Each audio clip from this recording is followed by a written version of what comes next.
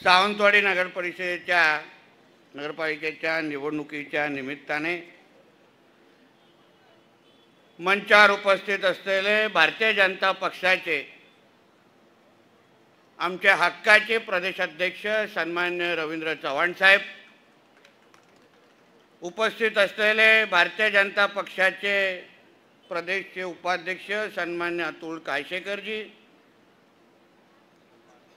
आमच्या सिंधुदुर्ग जिल्ह्याचे भारतीय जनता पक्षाचे जिल्हाध्यक्ष सन्माननीय प्रभाकर सावंत साहेब, महिला मोर्चाच्या जिल्हाध्यक्ष सौ कोरगावकर मॅडम,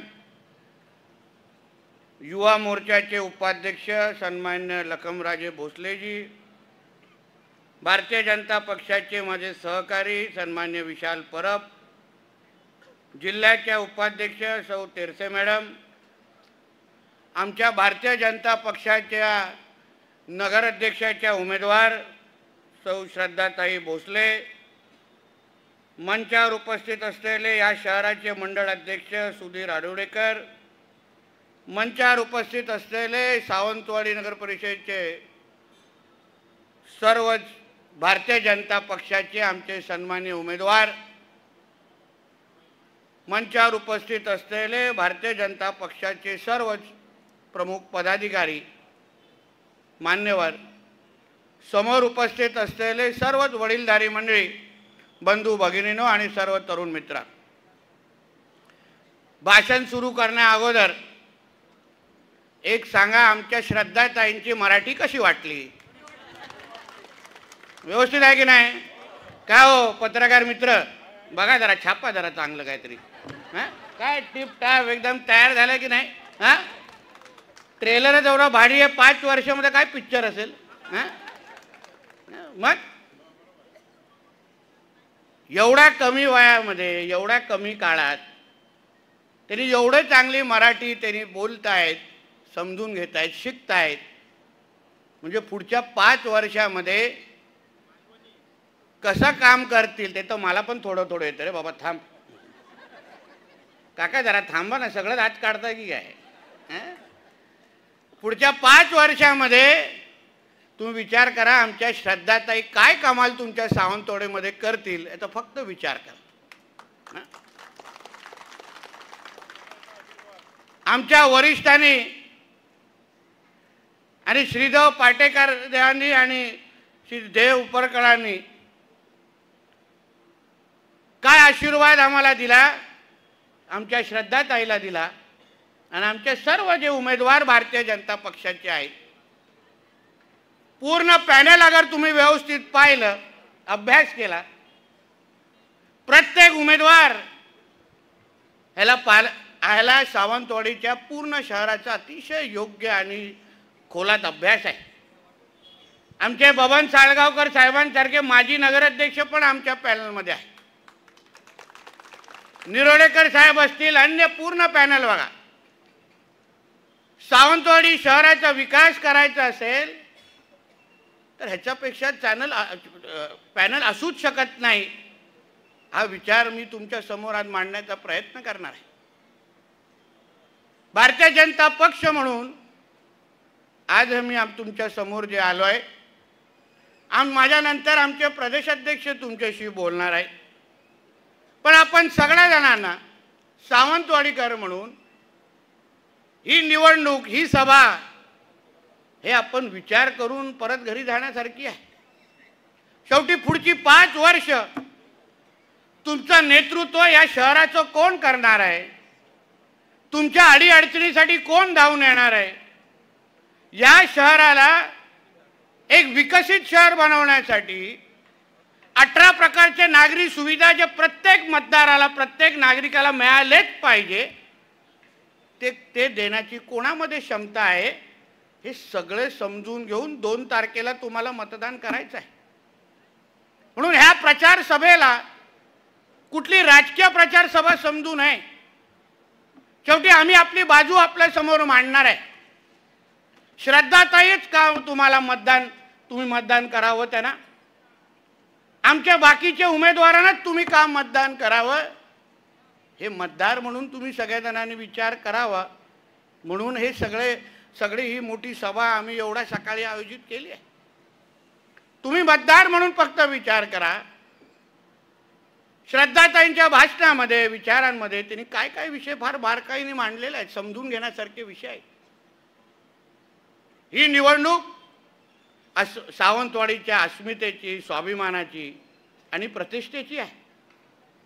सावंतवाडीकर म्हणून तुम्हाला मतदान करत असताना तुम्ही ज्यांना मतदान करणार आहात त्या श्रद्धाताई फक्त उमेदवार नाही आहेत, ज्या राजघराण्यातून त्या येतात त्यांचा आणि आपल्या ह्या सावंतवाडीचा अतूट नातं आहे, वेगळं नातं आहे। कदाचित अगोदरच्या पिढीचे जे लोक आमच्या समोर इथे उपस्थित आहेत ते माझ्यापेक्षा चांगलं बोलू शकतात की सावंतवाडीला खरी ओळख कोणी दिली असेल तर आमच्या ह्या राजघराण्याने दिलेली आहे, राजघराण्याने दिली आहे। तेव्हा कदाचित आम्ही राजकारणामध्ये पण नसू, पण सावंतवाडीच्या प्रत्येक गरजा, सावंतवाडीची प्रत्येक गरज ओळखून रस्ते, पाणी, वीज, आरोग्य, शिक्षण या सगळ्या बाबतीमध्ये कोणी नियोजन केलं, कोणी पहिला विचार केला, कोणी पहिला विचार केला की माझ्या ह्या सावंतवाडीमध्ये दर्जेदार शिक्षण संस्था उभी राहिली पाहिजे, हे सर्वात पहिला विचार कोणी केला असेल तर ह्या राजघराण्याने केलेला आहे, या राजघराण्याने केला। आरोग्याची व्यवस्था, पाण्याची व्यवस्था, प्रत्येक बाबतीमध्ये ह्या लोकांनी, या राजघराण्याने दूरदृष्टी ठेवून आमच्या ह्या शहराला पुढच्या 25-50 वर्ष अगर आम्हाला पुढे घेऊन जायचं असेल, आमच्या सामान्य जनतेच्या गरजा भागवायच्या असतील, तुम्हाला तुमच्या आमच्यासारख्या आत्ताच्या भावी पिढीला एक चांगलं राहण्यासारखं शहर द्यायचं असेल तर ही वर्षानुवर्ष पिढ्यानपिढी अगोदर झालेली प्लॅनिंग आहे, त्याच्या अगोदर झालेला विचार आहे। तेव्हा ना तुमची मतं हवी होती, ना काय अपेक्षा होत्या, ना काय राजकारण होतं, फक्त एकच विचार की राजघराणं म्हणून आम्ही आमच्या लोकांसाठी, जनतेसाठी आम्ही काय करू शकतो, त्यांच्या मूलभूत गरजा कसा भागवू शकतो, अन्य शहरांच्या तुलनेत आमच्या सावंतवाडी शहराला आम्ही काय काय देऊ शकतो, हा फक्त साधा विचार त्यांनी केला आणि त्यामुळे ह्या सगळ्या गोष्टी आज आपल्याला अनुभवायला भेटत आहेत। त्यांनी तेव्हा केला नसत्या तर आजचा दिवस कदाचित आपल्याला दिसला पण नसता। हा विचार घेऊन खरं म्हटलं तर आपण घरी गेलो। हा नुसता भावनिक करण्याचा विषय नाही आहे बांधवांनो, पण विचार करा, जेव्हा पहिला प्रस्ताव राजघराण्यांचा आमच्या पार्टीकडे आला, आमच्या पक्षाकडे आला, आमच्या रवी चव्हाण साहेबांकडे आला, आमच्या देवेंद्र फडणवीस साहेबांकडे आला, त्यांनी इच्छा व्यक्त केली की नाही आम्हाला काहीतरी परत एकदा आमच्या या सावंतवाडीसाठी करायचं आहे, आम्ही निवडणूक लढू शकतो का, विचार आहे आमचा।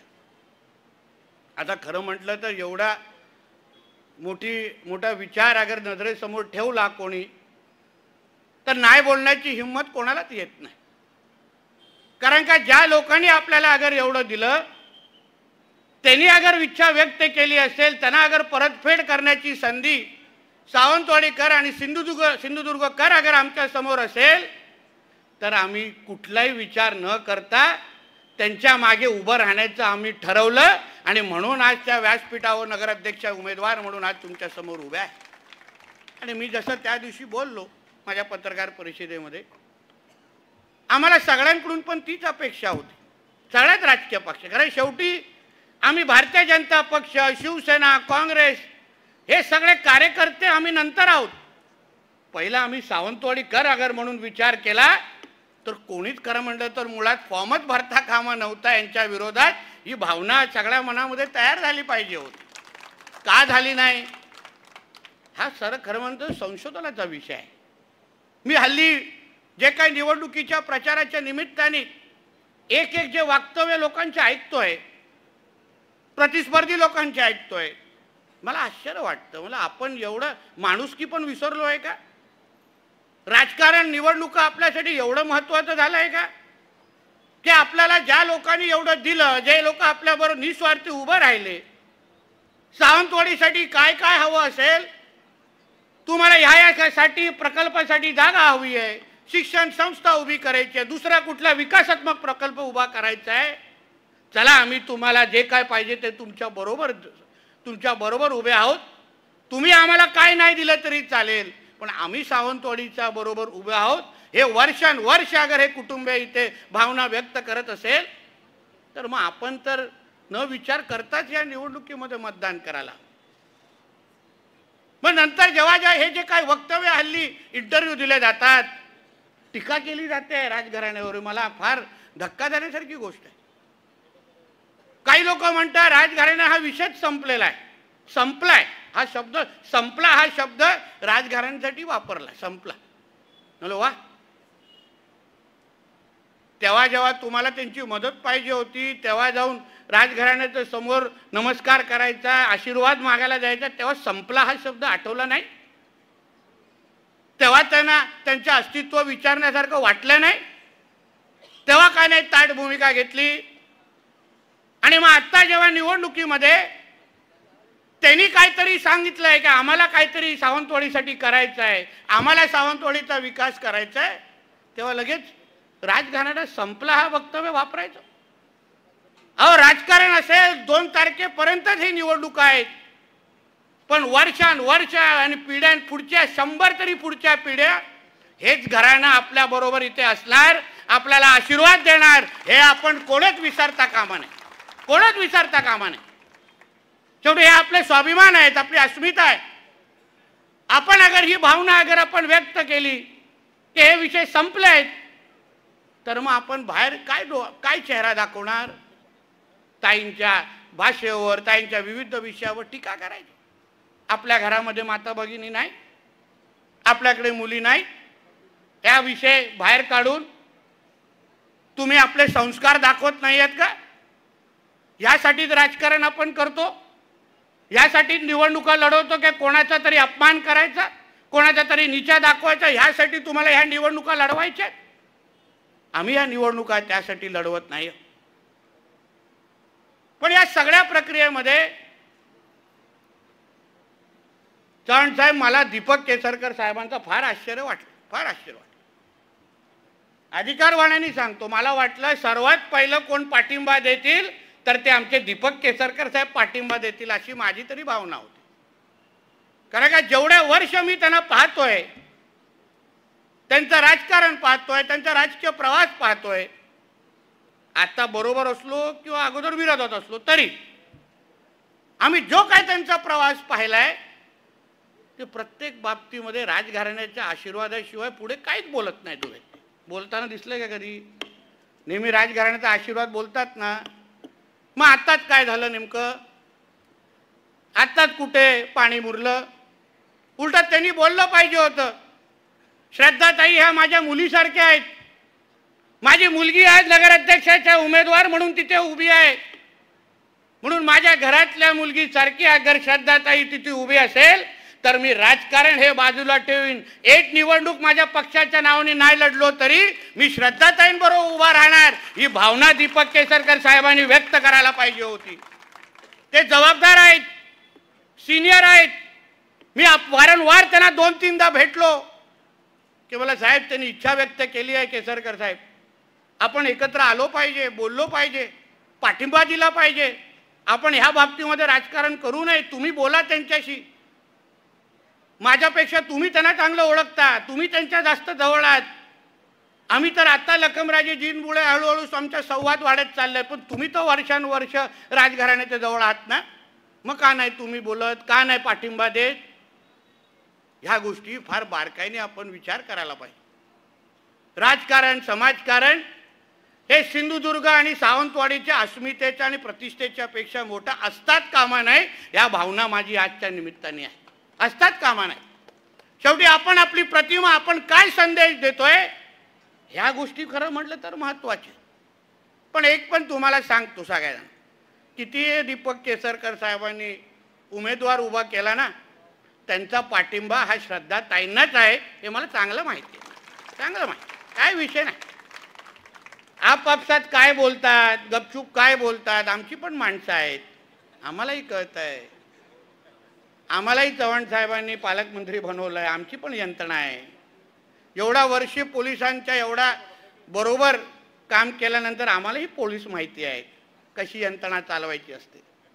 म्हणून हे बोललो तर चुकीचं ठरणार नाही की श्रद्धाताईंना मत म्हणजे दीपक भाईंना मत असं म्हटलं तर चुकीचं ठरणार नाही. होऊन द्या टाळ्या जोरात. बघ शेवटी आपल्याला हाच चुका पाठिंबा, काय विषय त्याच्यामध्ये. ये अंदर की बात है, दीपक भाई हमारे साथ है. मग नाही बोलून दे त्यांना. थोडंच आमच्या चव्हाण साहेबांनी आग्रह धरले असताना आले असते या स्टेजवर, आले असते स्टेजवर. मी बोलतो तुम्हाला, आमचे चव्हाण साहेब कोणालाही तयार करून स्टेजवर आणू शकतात. काय त्यांचा हात नाही पकडू शकत. म्हणून या सगळ्या निवडणूक, ही निवडणूक आहे ना, ही राजकारणाची नाही हो. ही नाही राजकारण करण्याची, परतफेड करण्याची निवडणूक आहे. आपल्या पूर्ण देशामध्ये राज्यामध्ये ह्या निवडणुकीची चर्चा होते आहे की सावंतवाडीचं राजकारण ह्या निवडणुकीमध्ये उतरलंय आणि सावंतवाडीची जनता त्यांच्या बरोबर कशी उभी राहते हे फक्त एक बारकाईने राज्याचे आणि देशाचे लोक बघतायत. आपण पुढच्या पिढीला काय संदेश देतोय, कुठली माणुसकी शिकवतोय की आपण दाखवलं पाहिजे की ज्यांनी आमच्यासाठी केलं, जे आमच्यासाठी उभे राहिले, ज्यांनी हे शहराला नाव प्रतिष्ठा मिळवून दिली, त्यांच्या बरोबर उभं राहण्याचं तुमच्या सगळ्यांचं कर्तव्य आहे. हे पुढच्या पिढीला कळलं पाहिजे, शिकलं पाहिजे. यासाठी आपल्यासाठी 2 तारीख महत्त्वाची आहे. आणि म्हणून कोणी काय बोलत असेल ना, 7-12 20-12 विकणं, हे मोती तलाव विकणं, त्यांचे काय कार्यक्रम आहेत ना, 2 तारखेला बघू. आम्हाला त्या भानगडीत पडायचं नाही. कारण का काही लोकांना संस्कार आणि माणुसकी हा विषय शून्य असतो, हे आम्हाला त्या पोटनिवडणुकीनंतर कळलेलं आहे. त्या जास्त जायत नाही ना, तो उगाच लगेच संध्याकाळी अजून एक पत्रकार परिषद व्हायची, तयारच असतात. आणि म्हणून या सगळ्या गोष्टी आपल्यासाठी फार महत्त्वाचं आहे. तुम्ही त्यांचे विचार ऐका, काय बोलल्या त्या सावंतवाडीसाठी काय काय त्यांना करायचं आहे. आरोग्य, शिक्षण, ड्रेनेज परिस्थिती, पायाभूत सुविधा, सगळ्या गोष्टी श्रद्धाताई बसल्या बसल्या, आमची पूर्ण टीम बसल्या बसल्या सावंतवाडीचा विकास हा करण्याच्या दृष्टिकोनातून भारतीय जनता पक्ष म्हणून आदरणीय देवेंद्र फडणवीस साहेबांच्या नेतृत्वाखाली, आदरणीय राणे साहेबांच्या नेतृत्वाखाली, आदरणीय आमच्या रवी चव्हाण साहेबांच्या नेतृत्वाखाली आम्ही सगळेजण सज्ज आहोत. हा संदेश तुम्हाला आम्हाला आजच्या निमित्ताने द्यायचा आहे. तुम्ही फक्त 2 तारखेला आम्हाला आशीर्वाद द्या. मी तुम्हाला सांगतो, फक्त आशीर्वाद द्या. तुम्ही 2 तारखेला जाऊन फक्त श्रद्धाताई आणि आमच्या सगळ्या पॅनलला आशीर्वाद द्या आणि 3 तारखेपासून आमचं काम सुरू होईल. आज जिल्ह्याचा पालकमंत्री मी आहे, मुख्यमंत्री आमचे फडणवीस साहेब आहेत, सरकारमध्ये आम्ही सगळेजण आहोत. आज चव्हाण साहेब असतील, मी स्वतः पालकमंत्री म्हणून असतील, आमचे जिल्हाध्यक्ष असतील, आमचा विशाल असेल, कोणी या व्यासपीठावर उपस्थित असलेले कोणी अगर निवेदन देऊन अगर आमच्याकडे दिलं, माझ्याकडे दिलं, मुख्यमंत्री साहेबांकडे दिलं, आमच्या चव्हाण साहेबांकडे दिलं, तो कोण नाही बोलणार आहे का? कोण नाही बोलणार आहे का? बोला निवेदन आलंय ना, आम्ही सत्ताधारी आहे, आमच्या भारतीय जनता पक्षाचे आहे, चला यांचा निधी पाहिजे तेवढा निधी देऊन टाका, 5 मागितले तर 10 देऊन टाकू, अशी परिस्थिती इथे असणार तुम्हाला का? आणि तसं पण काल आपले कणकवलीमध्ये दीपक भाईंच्याच पक्षाचे नेते उद्योग मंत्री उदय सामंत साहेब आलेले तिथे. रत्नागिरीचे पालकमंत्री आहेत, आमच्या इकडचे संपर्क मंत्री आहेत. त्यांनी काय बोललं कणकवलीमध्ये की तुम्ही आम्हाला सगळ्यांना निवडून द्या, निधी मागण्यासाठी आम्ही पालकमंत्र्याकडे जाऊ.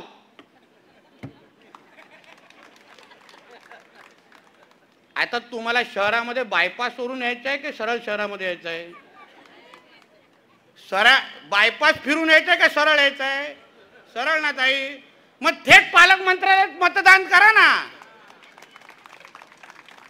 कशाला स्टॉप करत करत करत पुरं गावभर फिरतात आणि इथे येत आहे. आता प्रतिस्पर्धी आमच्या शिवसेनेचे ज्या पक्षाचे आमचे दीपक भाई आहेत, ज्या पक्षाचे ते पॅनल, त्यांचाच नेता अगर आपल्याला बोलत असेल की आम्हाला निधी पाहिजे असेल तर आम्ही पालकमंत्र्याकडे जाऊ. अरे पालकमंत्री डायरेक्ट पालकमंत्र्यात मतदान टाका ना. पालकमंत्र्याला मत म्हणजे भारतीय जनता पक्षाला मत, पालकमंत्र्यांना मत, म्हणजे आमच्या श्रद्धाताई आणि आमच्या पूर्ण पॅनलला मत. हे फक्त तुम्ही लक्षात ठेवा.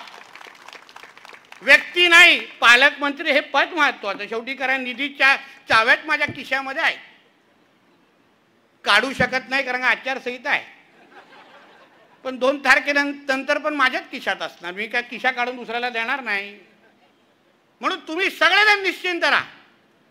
आमचं जेवढं पॅनल आहे, आमच्या श्रद्धाताई आहे, जेवढे आमचे लोक आहेत, त्यांना फक्त तुमच्या सावंतवाडीकर म्हणून आशीर्वाद द्या.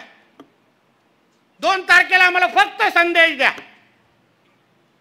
की रवी चव्हाण साहेब, नितेश राणेजी, तुम्ही बोलल्यानंतर श्रद्धाताई आणि या सगळ्या लोकांना कमळ या चिन्हाच्या समोर आम्ही बटन दाबलं. आता 4 तारखेपासून तुम्ही आमच्या सावंतवाडीचा विकास करा. हा फक्त संदेश तुम्ही 2 तारखेला द्या आणि बाकीचं काम आमच्यावर सोडा. एवढंच मी आजच्या निमित्ताने सांगतो. असंख्य महत्त्वाचे प्रकल्प ज्याचा उल्लेख आमच्या श्रद्धाताईंनी केला. सावंतवाडी शहरामध्ये खूप काय करण्यासारखं आहे. ड्रेनेजची परिस्थिती आहे, आरोग्याची परिस्थिती आहे. आरोग्याच्या बाबतीमध्ये मी तुम्हाला आज शब्द देतो या व्यासपीठावर, चिंता करू नका. तुमच्या उपरुग्णालयामध्ये चांगल्यातले चांगले MBBS परमनंट डॉक्टर आणून ठेवतो 3 तारखेच्या नंतर. चांगलीतली चांगली मशिनरी आणतो त्या तुमच्या उपरुग्णालयामध्ये सावंतवाडीमध्ये. येऊन बघायचं स्वतः. जा की तुम्हाला गोवा बांबुलीला जायला पण गरज भासणार नाही. सावंतवाडीमध्ये राहूनच तुम्हाला चांगली आरोग्य सुविधा देण्याचा शब्द मी आज तुम्हाला या व्यासपीठाच्या निमित्ताने देतो. मल्टी स्पेशलिस्ट बद्दल काय करायचं आपण बसून ठरवू ना. एकदा सत्ता तरी द्या हातामध्ये. कारण आम्हाला आमच्या इकडच्या स्थानिक डॉक्टरांची पण चिंता आहे, ते पण आपलेच आहेत. एक बघा कसा वकील घेतलाय, तसे डॉक्टरांची पण चिंता आहे. सगळ्यांना बसून करू ना, काहीतरी मार्ग काढू त्याच्यातून. शेवटी जागा देणारेच आमच्या बरोबर आहेत. आता लखमराजेंकडून जागा हवी आहे आणि आमच्या श्रद्धाताई नगराध्यक्ष आहे, यांची हिंमत आहे नाही बोलण्याची. घरी जातील ना काय हो, ऐकत नाही, मुद्दा पण बिझी झाले. सांगा तुम्ही मला. म्हणून या सगळ्या गोष्टी. ओ ताई जरा थांबा ना. ओ ताई 2 मिनिटं थांब, भाषण थांबा, बसा बसा. एवढी काय घाई लागली तुम्हाला? वरतून इशारे देऊ नका कोणी. मला कळत आहेत. याच्यानंतर जिल्हा परिषद पंचायत समिती आहे. म्हणून या सगळ्या गोष्टी आपल्यासमोर मुद्दा म्हणून मला मांडायच्या आहेत, जेणेकरून आपण सगळ्या जणांनी विषय आपल्याला कळलं पाहिजे. मी तर शेवटी जाता जाता एवढंच सांगेन, सावंतवाडीकरांनी, प्रत्येक मतदारांनी, प्रत्येक जो सावंतवाडीवर प्रेम करतो, जो आपली ओळख सांगतो की आय लव्ह सावंतवाडी, त्यांनी ही निवडणूक हातामध्ये घेतली पाहिजे. जे काही आमच्या राजघराण्याच्या विरोधी बोलणारे लोक आहेत, प्रचार करणारे लोक आहेत, पत्रकार परिषद घेणारे लोक आहेत, त्या प्रत्येकाला सांगायचं की काही बोला पण राजघराण्याच्या विरोधात बोलायचं नाही, नाहीतर जनता पेटून उठेल. हे 2 तारखेला तुम्ही सगळ्या जणांनी दाखवून द्यायचं. एवढंच आजच्या निमित्ताने सांगतो. परत एकदा आमच्या श्रद्धाताई आणि आमचे सगळे उमेदवार बघा, नुसतं फक्त खालती पॅनलला मतदान दिलं, वरती दिलं चालणार नाही. नुसतं श्रद्धाताईंना मतदान दिलं आणि खालती मोकळं ठेवलं तेही चालणार नाही. आम्हाला सगळी टीम इथे पाहिजे. श्रद्धाताईंना अगर चांगला आपल्याला एक महत्त्वाचा ठराव सभागृहामध्ये घ्यायचा असेल आणि खालती अगर मेजॉरिटी नसेल तर ठराव घेऊ शकतील का? हे विरोधीवाले मुद्दामून आडवे येतील आणि तुमच्या सावंतवाडीमध्ये काही लोकांना आडवे येण्याचं फॅशनच आहे. ते लगेच ब्रेकिंग न्यूज चालते आडवे आल्यावर. म्हणून ह्या गोष्टी तुम्ही लक्षात द्या. मतदान करत असताना आपल्याला 3दा कमळ दाबायचं आहे. 3दा. कितींदा? 3दा. बरोबर आहे ना? नाही, विशालच्या लोकांनी नाहीत. किती लोकांना? म्हणून परत एकदा आपल्या सगळ्या जणांना विनंती करतो, आपण 2 तारखेला मोठ्या संख्येने थांब ना बाबा, थांब. मोठ्या संख्येने आपण बाहेर निघा आणि आमच्या श्रद्धाताई आणि सगळ्या जणांना आशीर्वाद द्या. एवढंच सांगतो, इथेच थांबतो. जय हिंद, जय महाराष्ट्र. धन्यवाद साहेब, आपल्या आवेशपूर्ण भाषणासाठी मनापासून शुभेच्छा. आणि यानंतर आजच्या या प्रचार सभेचा खऱ्या अर्थानं शुभारंभ गोड होतोय. प्रभाग क्रमांक 7 मधून काही महिला या भाजप